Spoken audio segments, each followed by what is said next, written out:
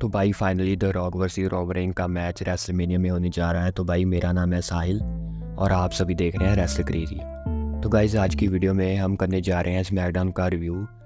तो शुरू में ही हम सबको ब्लड लाइन दिख जाती है। भाई रोमन रेंस आ रहे होते हैं पूरे स्वैग में और शो की स्टार्टिंग लोगन पॉल से होती है। रिंग में लोगन पॉल आने के बाद बोलते हैं कि यार मैं तो बहुत अच्छे मूड में आया था और क्राउड दोस्तों उनको बू कर रहा होता है। तभी लोगन पॉल कहते हैं क्राउड को बड़े मूर्ख हो। बाकी मैं रॉयल रंबल में अपने मैच से टाइटल लेकर नहीं निकला, बट मुझे तुम्हें नॉकआउट में एक मौका मिला था, बट तुमने वो मौका गवा दिया। और वो ब्रास नकल्स वो तो बस एक बेट था और तुम उस बेट में फंस गए, इसमें मेरी क्या गलती सन। और बोलते हैं कि तुम ये मान लो केविन कि मैं तुम्हारे साथ खेल गया। फिर केविन ओस कहते हैं लोगन पॉल से कि रुको तुम मेरे साथ कहाँ खेले। तो जो लोग मुझे 10 साल से देख रहे हैं उन्हें पता है कि मैं वही करता हूँ जो मुझे सही लगता है। और बाकी रही रेफरी की बात, उसने अपनी जॉब बहुत बढ़िया की, बाकी पड़ेगी। फिर लोगन कहते हैं कि चल ये बकवास छोड़, अब जाके ऑस्टिन थ्योरी से मैच करो, मैं तेरा मैच कमेंट्री टेबल से देखूंगा। तो भी दोस्तों ऑस्टिन थ्योरी और केविन ओवेंस का मैच स्टार्ट हो जाता है और ये मैच बढ़िया जा रहा था और लोगन पॉल कमेंट्री से केविन ओवेंस की बुराई करते जा रहे थे। उधर से फिर मैच के दौरान वॉलर ने रेफरी को डिस्ट्रैक्ट कर देते हैं और लोगन थ्योरी को ब्रास नकल दे देते हैं। उल्टा केविन ओवेंस ने उस ब्रास नकल से वॉलर को पंच मारते हैं और एक थ्योरी को पंच लगा देते हैं। उधर रेफरी लोगन से डिस्ट्रैक्ट हुई होती हैं, तभी केविन ओवेंस इस मैच में सक्सेसफुली विक्ट्री ले जाते हैं। और मैच के बाद लोगन पॉल केविन ओवेंस से डरकर बैक स्टेज भाग जाते हैं। तो मुझे लग रहा है गाइस इनकी अभी फ्यूड कंटिन्यू रहेगी, बाकी नेक्स्ट स्मैकडाउन में पता लग जाएगा।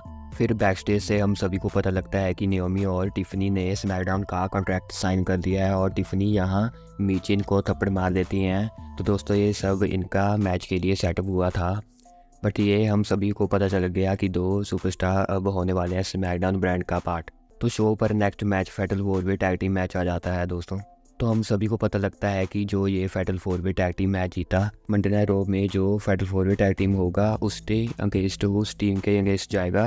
फिर दोनों टीम्स में मैच होगा। जो टीम दोनों टीम में जीती वो एलिमिनेशन चैम्बर में जजमेंट डे अगेंस्ट जाएगा for the undisputed tag team titles. तो इस मैच में LWO, प्रीटी डेडली, लैडो डेल फैंटास्मा और पीटन और टाइलर बेट होते हैं। तो इस मैच में टाइलर बेट और पीटन अपना टैग फिनिशर लगाकर इस मैच में अपना पॉट बना लेते हैं, जो कि इनका मैच नेक्स्ट वीक स्मैकडाउन में होगा। तो अगला सेगमेंट शो का बहुत इंपॉर्टेंट सेगमेंट होता है क्योंकि बेली को अपना रेसलमेनिया डिसीजन बताना होता है। तो बेली बैक स्टेज से डैमेज कंट्रोल की बातें सुन लेती हैं। वो बोलते हैं सी इज डन। तो बेली को पता लगता है कि आज उनके साथ बहुत बड़ा वाला कांड होने वाला है।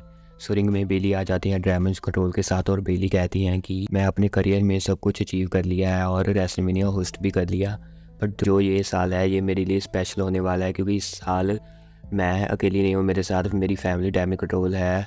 वो एक फैक्शन नहीं है, वो मेरी एक फैमिली है। बट तभी बेली कहती हैं कि इस साल मैं डिफरेंट रास्ता लूँगी और तभी बेली अपना फेस डैमेज कंट्रोल की तरफ घुमा लेती हैं और कुछ बेली जापानीस में बोलते हैं डैमेज कंट्रोल को और सभी शौक हो जाते हैं कि बेली जापानीस बोल सकती है। फिर बेली कहती हैं कि मैं कब से तुम्हें जापानीस में सुना करती कि तुम मेरे पीठ पीछे मेरी बातें करते। तभी बेली पर पीछे से वो की वॉरियर्स अटैक कर देते हैं और अटैक कर रहे होते हैं। तभी बेली स्टील स्टेप से स्टील पाइप निकाल लेते हैं और उल्टा कबूकी वॉरियर पर स्टील पाइप से अटैक कर देती हैं। फिर बेली ईओ को मारने ही लगती है, बट ईओ को स्टील पाइप से मार ही नहीं पाती और बाद में बेली माइक पर हाथ में लेती है और कहती हैं कि ईओ मैं तुम्हें रेसलमेनिया के लिए चैलेंज करती हूँ। और बेली को क्राउड की तरफ से बड़ा वाला पॉप मिलता है। सो गाइस इनका मैच रेसलमेनिया के लिए ऑफिशियल हो चुका है और ये मैच की स्टोरी लाइन बढ़िया है और आगे भी बड़ी होगी, ये मैं कह सकता हूँ।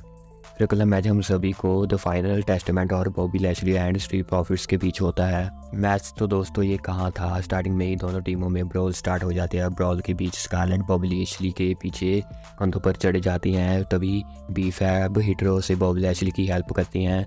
सो WWE वालों ने बी-फैब को बॉबी लैशली के ग्रुप में ऐड कर दिया और बी-फैब की पहले कोई डायरेक्शन नहीं थी, तो उनका करियर के लिए ग्रुप बढ़िया है दोस्तों। तो अगला मैच मीचिन और टिफनी के बीच होता है। टिफनी टॉप रॉप से मूवसॉल्ट लगाकर इस मैच को जीत आती है। इस मैच में बताने लायक कुछ है नहीं था। फिर बैकस्टेज निकाल्डिस ब्रॉन ब्रेकर और एडम पियर्स होते हैं। निकाल्डिस ब्रॉन ब्रेकर को स्मैकडाउन का कॉन्ट्रैक्ट ऑफर करते हैं, बट एडम पियर्स बीच में दखल दे देते हैं और कहते हैं ब्रॉन एक बार फिर सोच लो। फिर ब्रॉन कहते हैं कि मैं अपना डिसीजन रॉ में बताऊँगा। फिर तभी जेड कारगिल आ जाती हैं और निक से कहती हैं कि ये टाइम अच्छा है क्या बात करने के लिए। फिर तभी निक एडम को कहते हैं कि यहाँ से तुम चले जाओ। तो भाई वो जनरल मैनेजर में भी कोई टेंशन दिख रही है, जनरल मैनेजर वाली चीज़ और इस चीज़ को मतलब रियल बनाती है। सो गाइस जिस टाइम का वेट हम कर रहे होते हैं वो टाइम आ जाता है। कोडी रोड्स को अपना रेसलमेनिया डिसीजन बताना होता है, इसलिए तो रिंग में पहले रोमन रेंस आ जाते हैं अपनी टोली के साथ और कहते हैं कि वाइसमैन पॉल हेमन को कि मुझे रिकैप देना अच्छा नहीं लगता, मुझे आगे बढ़ना प्रेफर करता हूँ कि बट मंडे नाइट रॉ पर कुछ चीज़ें मेरे बारे में बोली गई तो इसलिए मैं अपन उस चीज़ों को अनदेखा नहीं कर सकता। मेरा छोटा भाई सेथ रॉलिंस, हाँ उसके लिए नो पॉप कोई रिएक्शन, और रॉलिंस ने कहा कि उसके पास वो टाइटल है, दी टाइटल है। तो मुझे सोचना पड़ा क्या मैंने हराया नहीं है उन लोगों को जिन्होंने उस टाइटल के लिए उसे चैलेंज किया है? क्या वो बाकी के सुपरस्टार नंबर 2 पर नहीं आते? क्या उस लूज़र ब्रैकेट टाइटल रहना चाहिए? और उसकी इतनी हिम्मत थी, वो सबसे कमाल का सुपरस्टार है। तुम 2 साल से यहाँ चलते फिरते नहीं हो अपनी बीवी के कपड़े पहनकर, तुम अपने आप को कहलाते हो कि तुम वो वर्क हो। और रोमन कहते हैं कि रॉलिंस अंकड़ा कर चलता है और कहते हैं कि मैं मेहनती सुपरस्टार हूँ, बिल्कुल भी नहीं।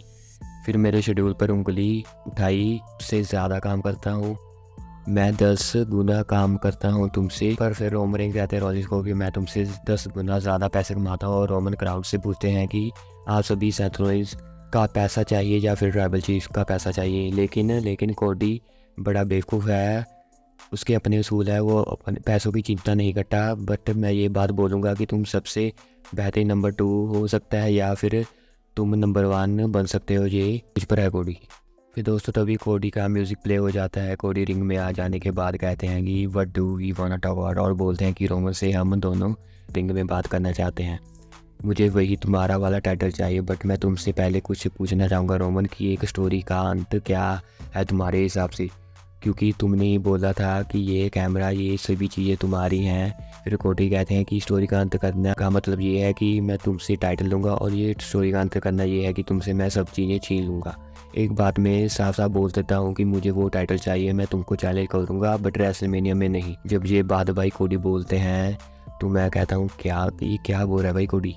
फिर कोडी कहते हैं कि मैंने एक खास इंसान से बात की जो तुझे अच्छी तरह जानता है। तभी दोस्तों द रॉक का थीम म्यूज़िक प्ले हो जाता है और भाई क्राउड उनको क्या ही रिएक्शन देता है, ऐसा लग रहा था कि वहाँ की छत उड़ जाएगी।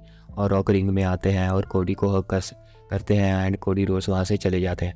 और दोस्तों कोडी रोड्स ने अपना स्पॉट द रॉक को दे दिया। फिर द रॉक और रोमन रिंग में अकेले बच जाते हैं और एक दूसरे को घूर कर देख रहे होते हैं और क्राउड एंड करता है दिस इज़ ऑसम, और तभी शो ऑफ एयर चला जाता है दोस्त। तो भाई ट्रिपल एच ने ट्रिगल पुल कर दिया है ये मैच के लिए। तो गाइस स्मैकडाउन का रिव्यू यहीं तक था। अगर वीडियो अच्छी लगी तो लाइक कर, चैनल को सब्सक्राइब कर देना। मिलता हूँ आप सबसे अगली वीडियो में। Till then peace guys.